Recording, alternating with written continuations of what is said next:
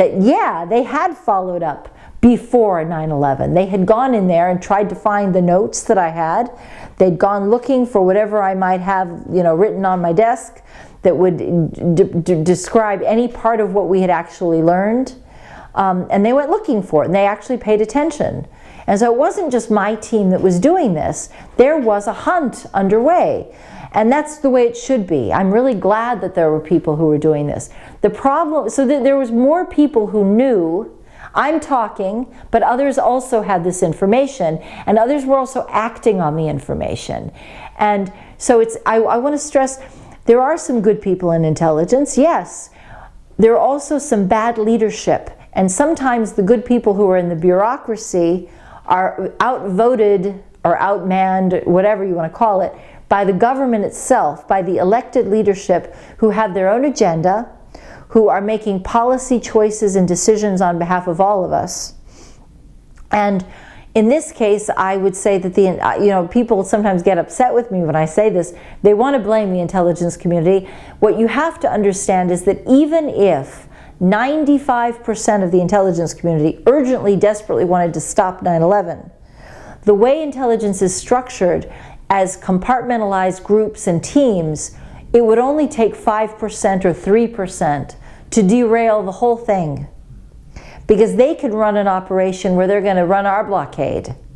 They can outmaneuver us too. We are outmaneuvering each other. We're factions fighting each other. And that's what happens.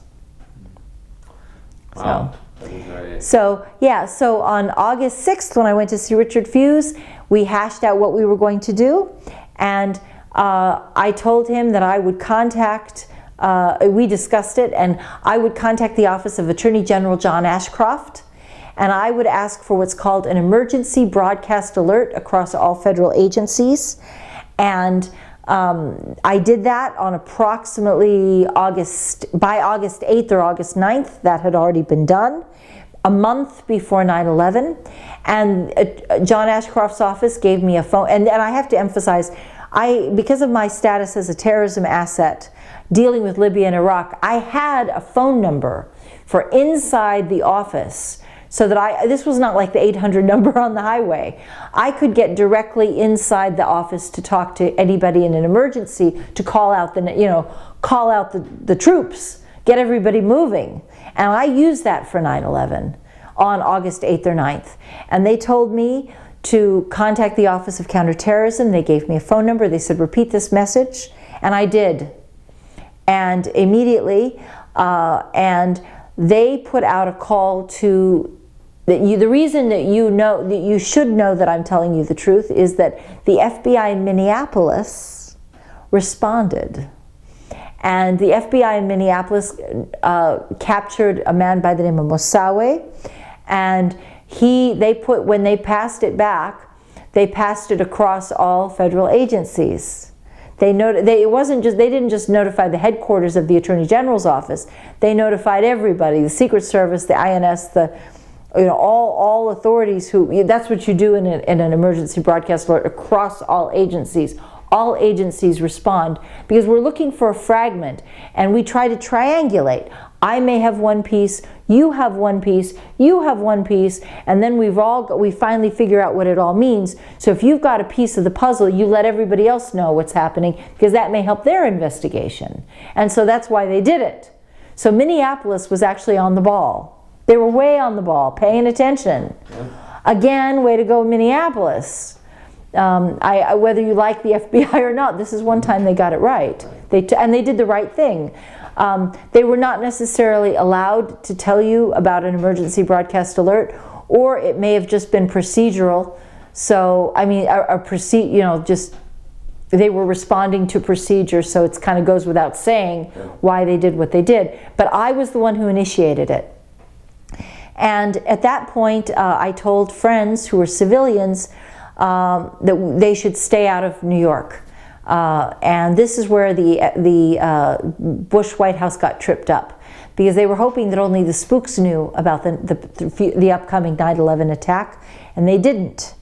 I told friends who then came into court and were willing to testify under oath that I was telling the truth and that this was not a fantasy or delusion, and that the FBI was lying to protect the Attorney General's office so that they could expand their budget authority and employ more staff and try to eat the CIA's lunch.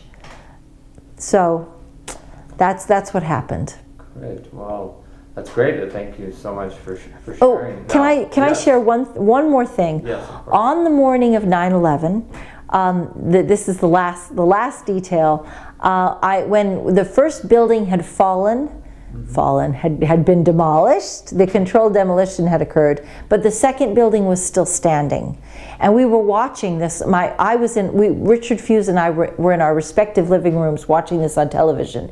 We're all watching the emotional blow, for us it was devastating because we had foretold this. We had been prepped to know exactly what was going to happen, and we were like, get out of the building, don't go back in there, no, stop.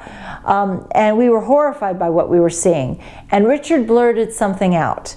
He said, Susan, how often do you think a man and a woman are standing on a sidewalk with a video camera queued up, ready to record a car accident? He says, Susan, it never happens. At most, your arms are swinging around, it's blurry, you're moving very fast, the camera's jerking around. He said, there's no way you have a still picture, and ever, it's not possible. And he said, Susan, that was a Mossad team. They have been waiting outside all morning to record this attack. And I said to him, you mean to tell me that I have been talking to the Iraqis all summer long trying to find any fragment of intelligence on this damn thing, and the Israelis knew the entire time and they did not tell us? And immediately the phone went dead. I was pretty screaming. I was pretty angry, putting it mildly. I was really angry. And I called back Richard Fuse, and he said very calmly, Susan, we must never talk about this again. And I will tell you only one thing that I haven't told, that I don't think I've made clear.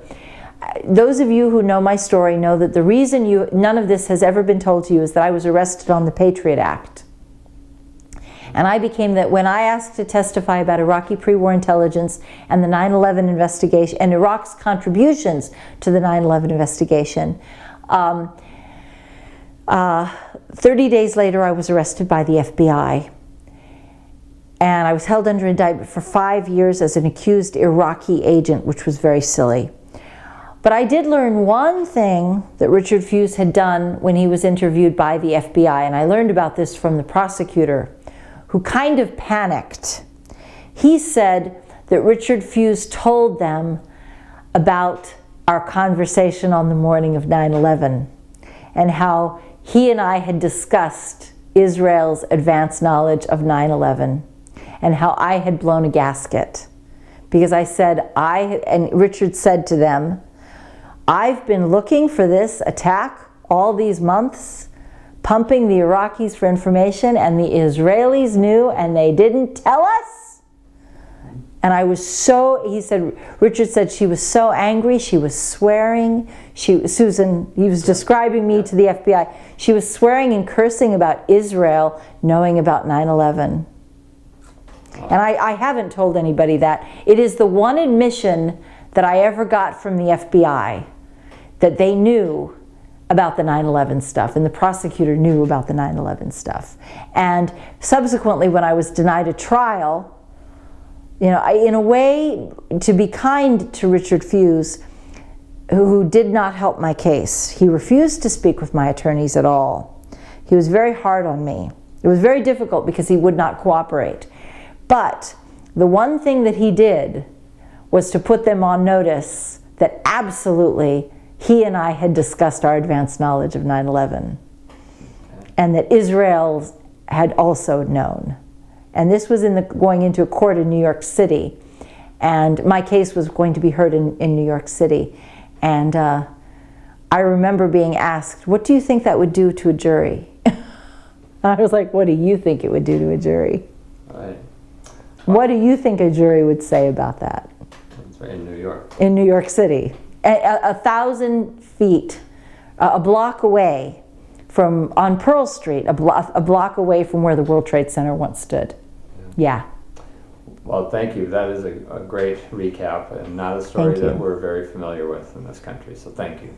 Thank you very much.